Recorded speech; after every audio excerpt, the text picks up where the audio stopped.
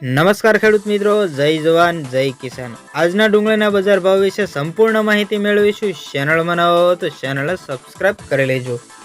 હાલ જે નિકાસબંધીના કારણે ડુંગળીના બજાર ભાવ સાવ તળિયે પહોંચી ગયા છે।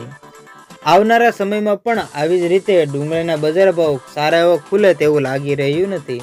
જો સરકાર નિકાસબંધી નહીં ખોલે તો આવનારા સમયની અંદર પણ આવા જ ડુંગળીના બજાર ભાવ ઘટતા જોવા મળશે।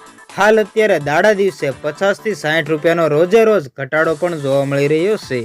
તો આવનારા સમયની અંદર જો નિકાસબંધી ખુલે તો આવનારા સમયની અંદર પણ પાછા 700-800 રૂપિયા જેવો બજાર ભાવ પણ થઈ શકે એમ છે। પણ આ એક સરકાર ઉપર ડિપેન્ડ કરે છે કે સરકાર નિકાસબંધી ખોલે તો આવનારા સમયની અંદર પણ ખેડૂતોને સારું પોષણ થાય અને ખેડૂતોને સારો ભાવ પણ મળી શકે છે।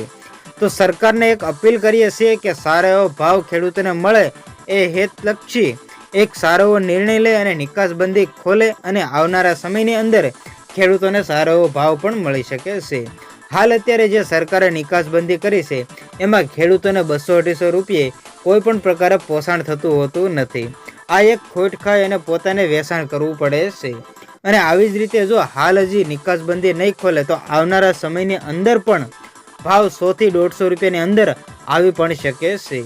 હાલ અત્યારે કેટલાક આંદોલન કરવા છતાં સરકારે કોઈ પણ યોગ્ય પગલું હજી સુધીમાં ભર્યું નથી અને કેટલા આંદોલન કેટલાક દિવસો સુધી રસ્તા બંધ કરવાનો પણ એલાન કર્યા છે, પણ છતાં પણ સરકારે કોઈ પણ પ્રકારનું સારું એવું ખેડૂતો હિતલક્ષી યોગ્ય નિર્ણય લઈ અને ખેડૂતોના હિતલક્ષી કોઈ સાચો નિર્ણય આપ્યો નથી। હાલ અત્યારે NCCFમાં જે ડુંગળી ખરીદવાનું શરૂ કર્યું છે એમાં પણ ખેડૂતોની ડુંગળી 275 રૂપિયા ખેડૂતોની ડુંગળી ખરીદવાનું તેણે શરૂ કર્યું છે। એમાં પણ 11 જાતની તેની ક્વોલિટી ચેક કરવામાં આવે છે। એ ક્વોલિટીની અંદર જે ડુંગળી આવતી હોય એ જ ડુંગળીને ખરીદવામાં આવે છે। તો આવી તો ડુંગળી હાલ અત્યારે ખેડૂતો પાસે હોતી નથી।